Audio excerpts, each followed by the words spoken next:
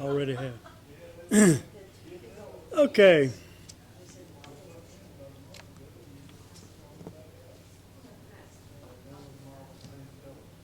Turn your Bible to Hebrews chapter 11.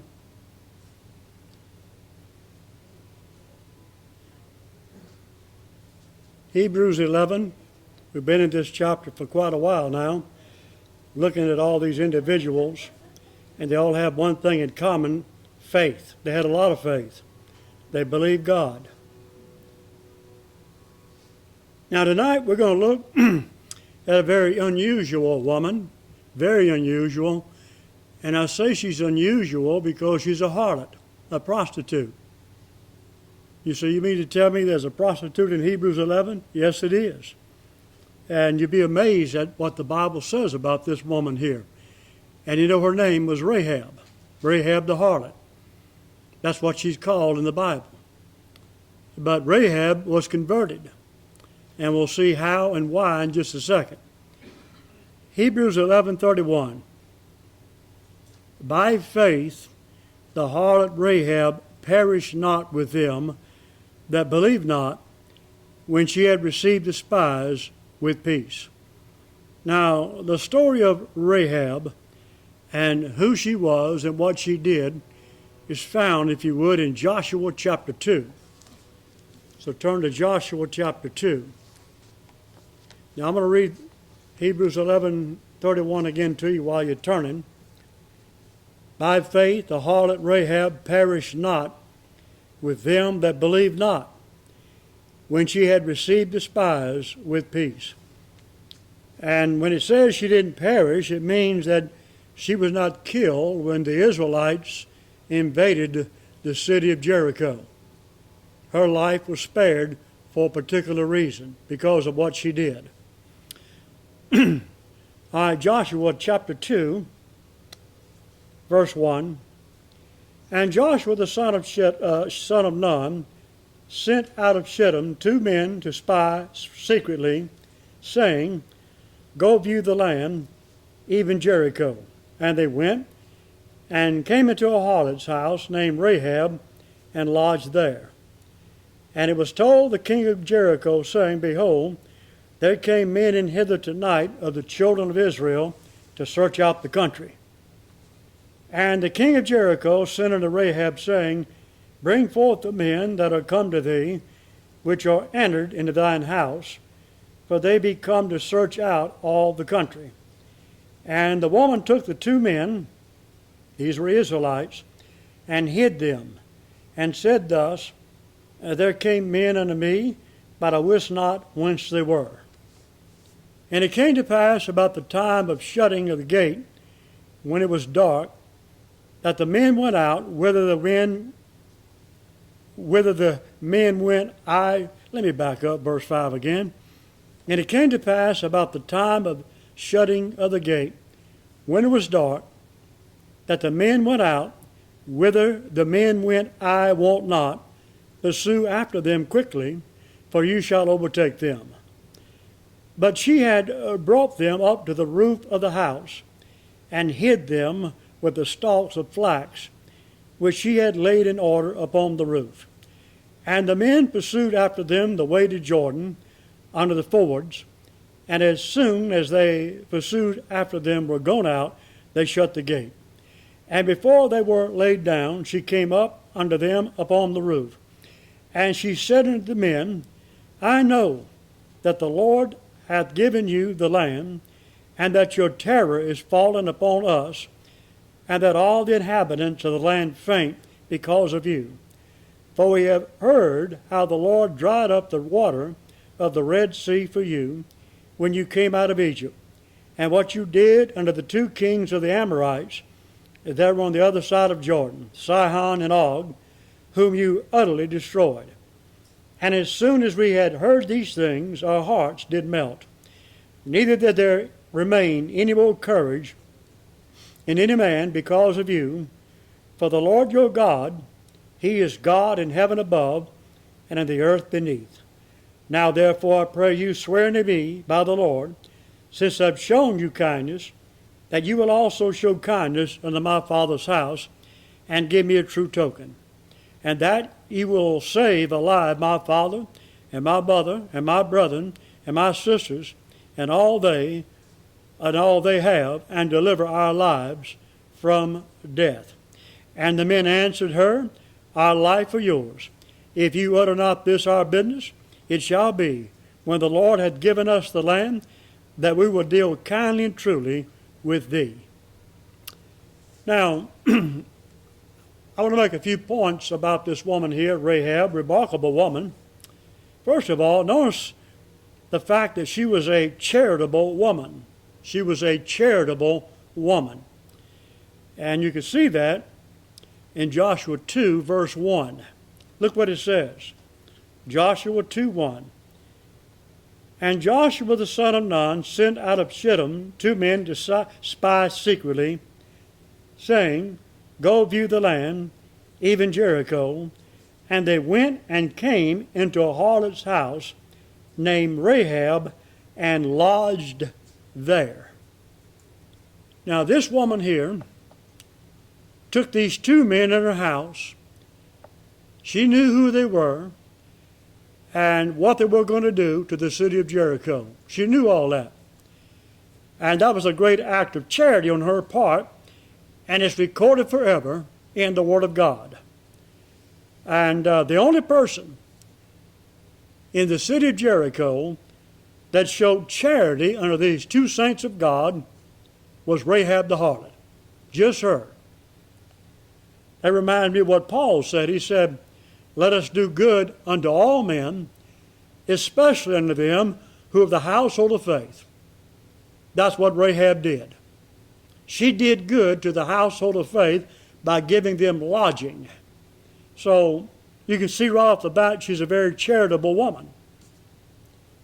The second thing to note about her, Rahab the harlot, is that she was a very daring woman. A very daring woman. Look at verse 4. And the woman took the 2 men and hid them, and said thus, There came men unto me, but I wist not whence they were. And it came to pass about the time of shutting of the gate, when it was dark, that the men went out. Whither the men went, I wot not. Pursue after them quickly, for you shall overtake them. And she had brought them up to the roof of the house, and hid them with the stalks of flax, which she had laid in order upon the roof. Now, she not only gave these 2 spies lodging, but she gave them protection. She saved their lives. And she also risked her life, because if she was caught doing what she did, hiding these 2 Israelites, she would have been put to death. The king would have killed her. She risked her life. And she reminds me of Priscilla and Aquila in the New Testament that risked their lives for Paul's sake. Rahab may have been a harlot, but she did more than most Christians will ever do. She risked her life in serving the Lord. Now, most people, they would probably turn the spies in to save their own neck, but Rahab hid them from the king. That was a very daring act. Very daring woman. She hid them. She didn't have to, but she did. She risked her life. Her life was on the line, just like theirs. Now, the next thing to note about this woman here, Rahab, is that she was a very knowledgeable woman. What does she know? Look at verse 9. And she said unto the men, the 2 spies, I know that the Lord hath given you the land, and that your terror is fallen upon us, and that all the inhabitants of the land faint because of you. For we have heard how the Lord dried up the water of the Red Sea for you when you came out of Egypt, and what you did unto the 2 kings of the Amorites that were on the other side of Jordan, Sihon and Og, whom ye utterly destroyed. And as soon as we heard these things, our hearts did melt. Neither did there remain any more courage in any man because of you. For the Lord your God, he is God in heaven above and the earth beneath. Now notice what she knew. She knew about Israel's history. She knew about their victory, and she knew about their promise. She said, I know that the Lord has given you the land. What land is she talking about? The land of Canaan. Who was that land originally promised to? Abraham. But somehow this woman knew about that promise that God made to Abraham about the land. Keep your hand in Joshua and look back to Genesis. Here's where the promise was made. Genesis 17.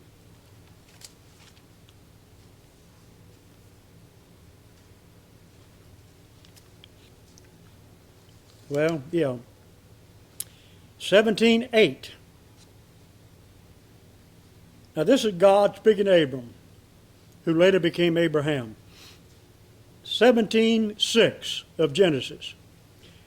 And I'll make thee exceedingly fruitful, and I will make nations of thee, and kings shall come out of thee. And I will establish my covenant between me and thee, and thy seed after thee in their generations. And by the way, you can put your name right there. You see what it says? I will establish my covenant between me and thy seed, and thee, and thy seed after thee in their generations. Aren't you the seed of Abraham today? Says you are. For an everlasting covenant, to be a God unto thee and to thy seed after thee. That's us. Now watch it. And I will give unto thee and to thy seed after thee the land wherein thou art a stranger, all the land of Canaan, for an everlasting possession, and I'll be their God. See, Rahab said, she says, I know that the Lord hath given you the land. And right here, it said in verse 8, God said, I will give unto thee and to thy seed after thee the land, wherein thou art a stranger, all the land of Canaan, for an everlasting possession, and I'll be their God. So she knew about the promise God made Abraham concerning that piece of land. And I might make note here that, there's always been a big fight over who owns the land of Canaan, right? The Jews have been fighting, the Arabs for years, the Muslims really for years about that piece of land. The Muslims say it's ours, and the seed of Abraham says it's ours. And by the way, if anybody ever asks you, well, who does that land really belong to? You know what you can tell them? It belongs to me. You know what he said? I'll give you the land and thy seed after thee. Aren't you his seed? Yes. Well, that land belongs to you. It don't belong to the Arabs or the Palestinians or the Muslims. It belongs to Abraham and his seed. And this woman knew that. So somebody must have been preaching that and teaching that for this woman to know it. I don't think she had a Bible like me and you. So evidently it was passed down by preaching and teaching, by oral tradition, as they say. So she was a knowledgeable woman. And then notice she was a fearful woman. Fearful. Verse 9. And she said unto the men, I know that the Lord hath given you the land, and that your terror is fallen upon us, and that all the inhabitants of the land faint because of you. For we have heard how that the Lord dried up the water of the Red Sea for you. She knew that. When you came out of Egypt, and what he did unto the two kings of the Amorites that were on the other side of Jordan, Sihon and Og, she knew that, whom you utterly destroyed.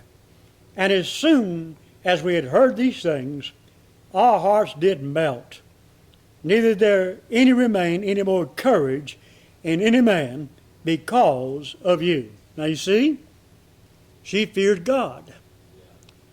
And what does the Bible say about fear? The Bible says that the fear of the Lord is the beginning of what? wisdom. She feared God. She feared the wrath of God. And her fear played a major part in her conversion and salvation. She knew and believed that God was going to destroy Jericho because she had heard what he'd already done to the Amorites on the other side of Jordan. And when she heard all this, it caused her to just faint, out of fear. Now, you know what? Men and women today are not like Rahab. Most men and women today, they don't fear God. They don't fear his wrath. And they don't believe what they hear about God's wrath either. This woman did. People today don't believe God will destroy this world one day with flaming fire, even though they've heard it for years. They still don't believe it. Rahab heard about the wrath of God for a short time, and she believed it.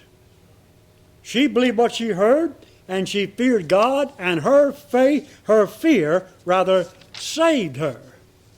You know what? If she would have ignored what she heard about Israel and the Red Sea and overcoming the Amorites, if she would have just ignored that, like most people do today, she would have died and went to hell with the rest of the people in Jericho when the Israelites finally destroyed that city. She'd have died with the rest of them, but she feared God. And that fear is what led to her conversion. And that's my next point. She was a converted woman. Look at verse 11 again. As soon as we had heard these things, our hearts did melt. Neither did there remain any more courage in any man because of you. Now watch it. For the Lord your God, he is God in heaven above and in the earth beneath. See that? You know, the nation of Israel declared that God was the true God of heaven and earth. And when Rahab heard what God did to Israel's enemies, she was convinced and converted to the God of Abraham, Isaac, and Jacob. She said, your God, not the Gentiles, not the heathen and the pagan, your God, he is the God in heaven above, in the earth beneath. That's her conversion right there. So she's a converted woman. She's also a blessed woman. She's blessed. Look at verse 12. Now therefore I pray you, swear unto me by the Lord, since I've shown you kindness, that you will also show kindness unto my father's house, and give me a true token. Now, she believed that God would bless her because she blessed these two Jews. She believed that God was going to bless her in return. Now, why does she believe that? Because of Genesis 12. What does that say? What did God say to Abraham? I'll bless them that bless thee. Obviously, she knew that. And she knew that God would bless her if she blessed these two Jews hiding out from the king of Jericho. Rahab met the conditions of Genesis 12 perfectly, and she's a good example of how a Gentile was blessed in time past. God blessed her because she blessed Abraham's seed. And so she is a perfect picture of Gentiles in the Old Testament who were blessed by God because they blessed Abraham's seed. See that? So she was a blessed woman, but she was blessed because she blessed Abraham's seed. Now think about this again about Abraham's seed. You come over to Galatians, and who is Abraham's seed today? It's you and I. It's both circumcision and uncircumcision, right? He's the father of all that believe. We're all Abraham's seed. You say you believe that God will bless those that will bless a Christian? I certainly do. We're the seed of Abraham. I believe that God will bless anyone today that blesses God's people. I believe that beyond a shadow of a doubt. You know, that's why Paul said, let us do good unto all men, especially unto the household of faith. And before he said that, you know what he said? He says, you reap what you sow. You reap what you sow. You sow good, you reap good. Well, sowing good in that chapter in Galatians is giving to God's people. And he says, God will bless you if you do. So she was a blessed woman. She was also a compassionate woman. Look at verse 12. Now therefore I pray you, swearing to you by the Lord, since I've shown you kindness, that you will also show kindness unto my Father's house, and give me a true token, and that ye will save alive my father and my mother and my brethren and my sisters and all that they have, and deliver our lives from death. Now, you notice this woman right here was not only concerned about her salvation, singular, but the salvation of who else? Her whole house. Her whole house. She wanted them to be saved as well as her. And you know something? Isn't that one of the signs of a true believer? I mean, once a person gets saved, they become concerned about their mother or their father or their brothers or their sisters, their sons, their daughters. You want to get them saved too, right? I mean, it just comes. I mean, it's just part of it. Man, when I got saved, for example, I knew that my older brother was not saved. And so I began to work on him. And Joanne's mother and father, they were not saved, and we did what we could to witness to them. I remember one time that I painted a number of rooms inside of their house when she lived on Colonial Court, 1015 Colonial Court. Still remember it.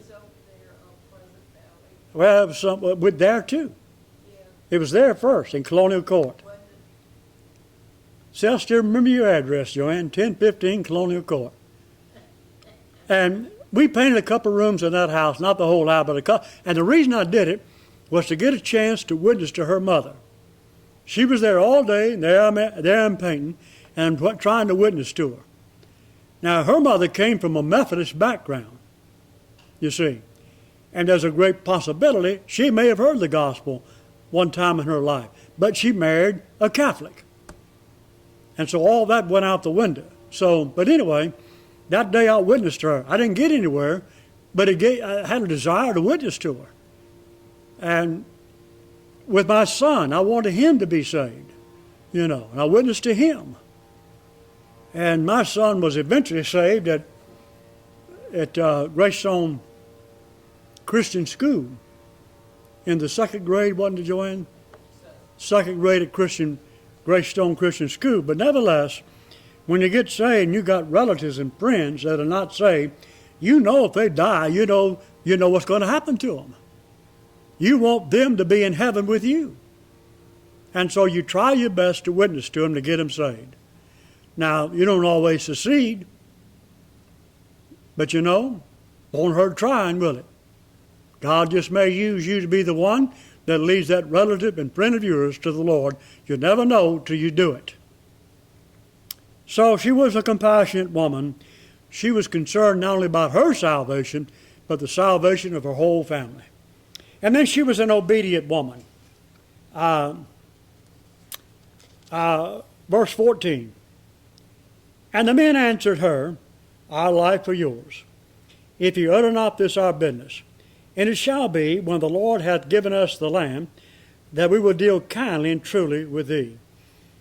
Then she let them down by a cord through the window, for her house was upon the town wall, and she dwelt upon the wall. I don't quite understand that, but I believe it. How do you live on a wall? And she said to them, Get you up to the mountain, lest the pursuers meet you, and hide yourselves there 3 days, until the pursuers be returned, and afterward may you go your way. And the men said to her, We will be blameless of this thine oath, which thou hast made us swear.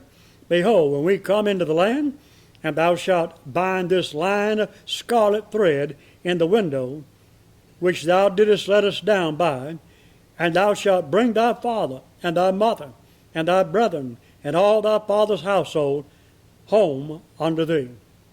And it shall be that whosoever shall go out of the doors of thy house into the street, his blood shall be upon his head, and will be guiltless. And whosoever shall be with thee in the house, his blood shall be on our head, if any hand be upon him.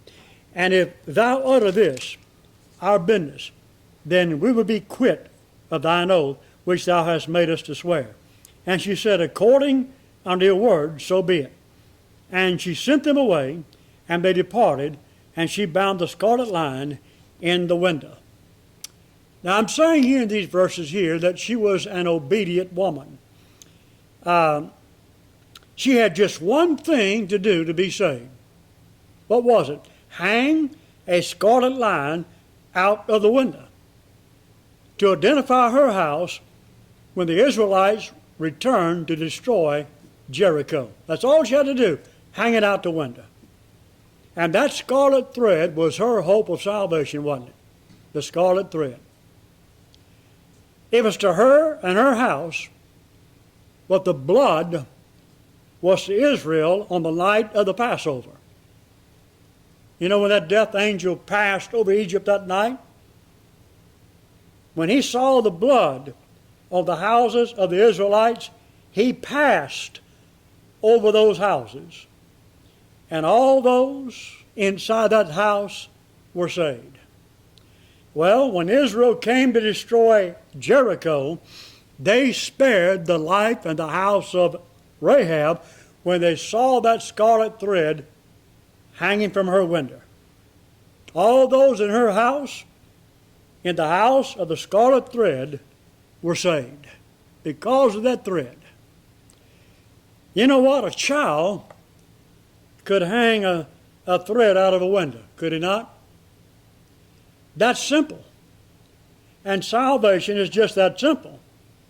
But most people today wouldn't do what Rahab did.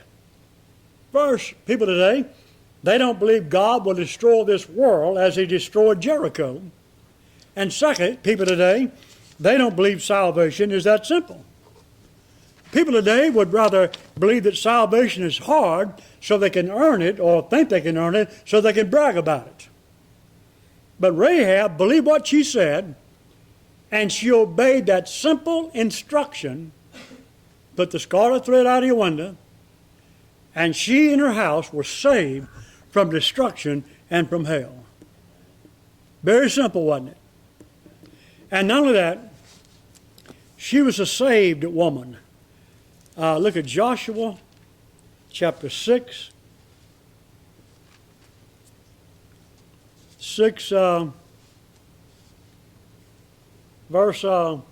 Chapter 6, verse 24. Well, I'll tell you what, look at verse 23. Well, 22, I'll get it right in a minute. Get the context. Don't make sense without a context, right? 22.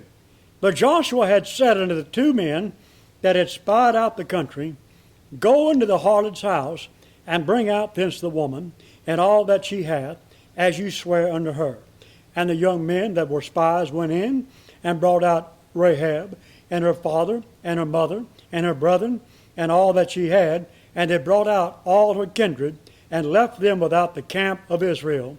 And they burnt the city with fire, and all that was therein, only the silver and the gold, and the vessels of brass and of iron, they put into the treasury of the house of the Lord. Now watch it. And Joshua saved Rahab the harlot alive, and her father's household, and all that she had, and she dwelleth in Israel even unto this day, because she hid the messengers which Joshua sent to spy out Jericho. She was saved. Who was she saved by? Joshua. What is another name for Joshua in the Bible? Huh? It's Jesus in the book of Hebrews. His name, Jesus, is used in the place of Joshua's name in the book of Hebrews. So you see, who saved Rahab? Jesus did. And of course, Jesus saves all believers from all ages, and he saves all kinds, including harlots like Rahab. The Bible says that God will save all those that come unto him from the uttermost. Someone said that God will save men from the uttermost to the guttermost, and that's true. And then the next thing, the last thing, and here's something maybe you don't know, and this is amazing. She was a very honored woman. And let me show you how honored she is. Look at Matthew 1 in your Bible. Matthew 1. And what do you have? The genealogy of Jesus Christ, right? Matthew 1. Look who's in the genealogy. Matthew 1. And Solomon, is Solomon here in the New Testament, that's Solomon, begat Boaz of who? Rahab. And Boaz begat Obed of Ruth, and Obed begat Jesse, and of course you keep going, Jesse begat David, and you come on down to the end of it, and you find out that's this Jesus genealogy. But Rahab is in that genealogy. Now, if I have it straight, she is the great-great-grandmother of David, king of Israel. And she is in the genealogy of Jesus Christ, the Messiah of Israel. Now, you're talking about an honor. That's an honor, isn't it? So there's quite a story here about this woman, Rahab, and what she did, who she was, and how God blessed her, and how God saved her. You notice also, I just saw this a moment ago when I just read the verse, that before Joshua and his army destroyed Jericho, what did he do? Sent men down to get Rahab and her family out of Jericho, right? Deliver them out of Jericho, and then what happened? They destroyed the city. Those left behind. What does it remind you of? Huh? No. Remind me of the church. Before God destroys this world with fire and damnation, what does he got to do first? He's got to get Rahab out. He's got to get me and you out first. See? They had to get Rahab out. Why? They made a promise to her. The promise was, if you do this, we'll save you. And she did it, so they had to save her. They had to get her out. And I would imagine within the hour of getting her out, boom, the wrath fell, and all the inhabitants were all destroyed by Joshua and the army. Well, ain't that the way it is? 1 Thessalonians 4, Lord comes again, the dead are raised, those alive caught up to meet the Lord in the air, and then what happens in the next chapter? Sudden destruction upon who? Upon those left behind, like those left behind in Jericho. But he's got to get us off the planet before he burns it up and burns up those who are left behind. So you got a typology right there of the coming of Christ. All right, we'll stop right there tonight. Anybody have any questions or comments? Her family was honorable too. I mean, she didn't stay a harlot. She became a holy woman. Yeah, let me say that. I'm not sure, because I know people are listening to this. That's why it says that once she was saved out of Jericho, she dwelt with Israel, dwelt with them in the camp. You see, from that point on to her death. She didn't remain a harlot. Because, you know why? You know one reason you know that? What did they do to harlots in Israel? They stoned to death. So you know that she must have been really, truly converted, and she changed. And she lived with the Israelites to the day of her death, and so was her family. So did her family. Thank you, don't have to tell me that. Remind me.